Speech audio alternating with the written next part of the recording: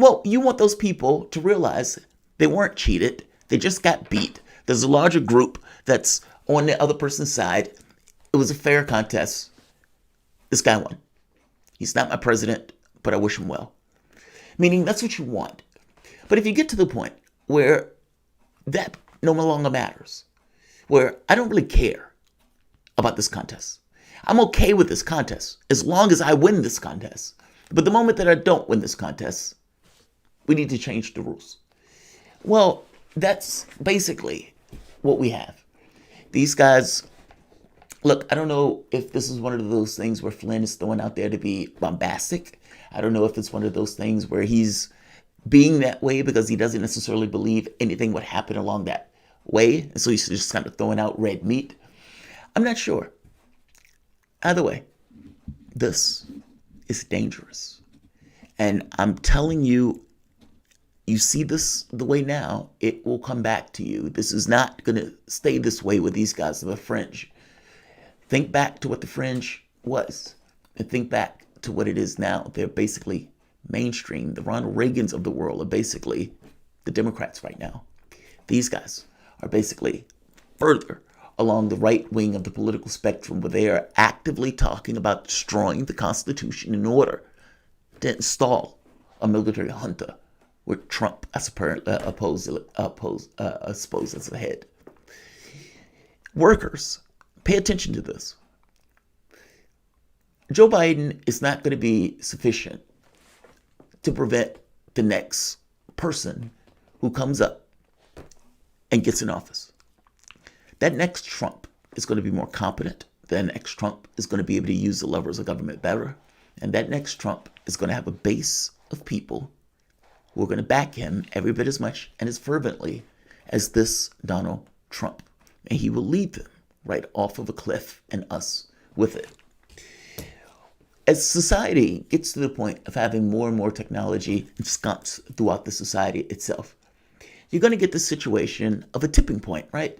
Where jobs that once had smiling people as you walked into the business and everything else will have a cold, sanitized nothing.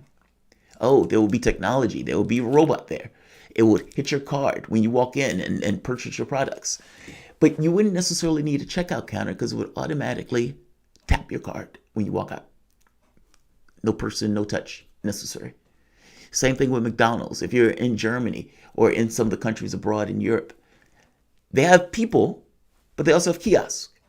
And in the same way those kiosks are there, the goal is to minimize the amount of contact you need to have with the public itself so you can cut down on the number of people who are working in front. You will get the robotic machines that flip hamburgers. You will get the automated cars that are driving from point A to point B. They're doing that right now, by the way. You will get all of those truckers that are driving those guys fired. You will get more trains, those things being automated. I'm making the point that the automation is going to come because it's cheaper to do. And when it becomes cheaper and more efficient than human labor, then the machine takes over. The human being is fired. And that human being has to find something else from which to eat. The problem that I'm trying to get across here is related to this. From the standpoint of technology and everything else, you have money being siphoned basically to the top. Every time a robot is put into a particular situation, that 1%er that owns it, or that 0.1%er that owns it, gets to basically expropriate the income to the top that he no longer has to pay his workers. It's the same process if you ship a job overseas, bring the product into the country without really any tariffs on the product, and sell it. At that point, you don't have to pay that American worker $15. You could pay that Chinese worker $3, and you get to keep the profit. The incentive structure builds itself. It's just kind of an is what it is thing from the standpoint of a capitalist whose job is to maximize their profit. Well, you can maximize your profit if you can get somebody to build that for cheaper.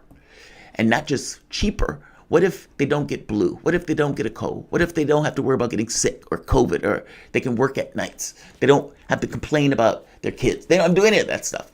It's a robot. It sits there. It does its job. You power it. It spits out your product. Worker, not necessary. There will be soft jobs. There will be jobs that people can do all sorts of things.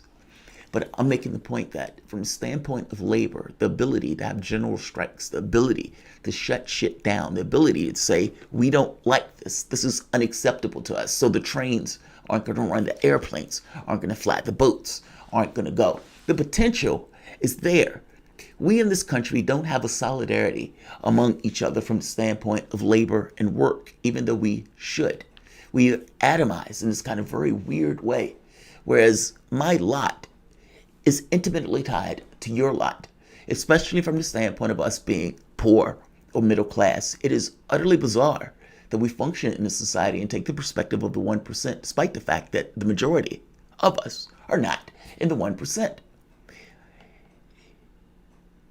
It will get to a point where, in order to maximize profit, your society is going to continue to move further to the right. And as it moves further to the right, the public itself in that generation will think that's normal, every bit as much as the people in this generation thinks this is normal in comparison to an FDR. Workers become less. The vital industries that we hold will become less because we're so disengaged from the political system, because we don't see each other as, am I my brother's keeper? Is my lot beneficial to his lot? Regardless of whatever the color is, white, black, gay, straight, whatever, that person and I have much more in common than some other person of a particular class. And we all, especially from the standpoint of laws, policy, and all those things, should be working in the interest of all of us, since all of us are intimately connected. I don't get why we don't see each other in those terms. And my concern is that as our time goes on and you get less worker density in these various areas, then the power of workers goes down. And the power of the 1% increases because you don't need the workers to do that job anymore. You have robots to do that job. So the inversion, this kind of dialectic where the slave and the master takes place, where the slave is the master in some respects because the slave knows how to do the job that the master doesn't necessarily know how to do. The master becomes dependent on the slave. That is destroyed. That is turned on its head. Because at that point, that 1%er owns the means of production absolutely. And in the things that they want to create, the things they want to produce, they will be able to reap all of the profit off of. You would have no input. Even from a political sense, the money that they're giving to Congress and everything else is going to dwarf any of that stuff. And your main lever of power, be it protests or strike, undermined.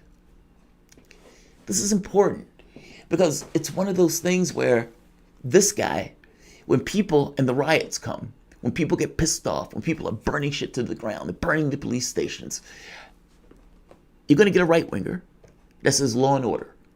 And that right-winger who says law and order is going to call martial law or an insurrection act. That right-winger will be working with big business to get these kind of defense products, to get these defense or the jails where they can fill people in, where they're going to be calling people terrorists and all this other stuff, where they're going to have this technology, where they can, this kind of minority report stuff. This can get dystopian, and it can get dystopian just on its own momentum, just because there is no public consciousness from the standpoint of directing your society in a particular way. We lurch along with the only thing cared about is just profits. And oftentimes it's not even us. It's oftentimes just a small, tiny body of people that drag the society in a particular direction for their own selfish whims.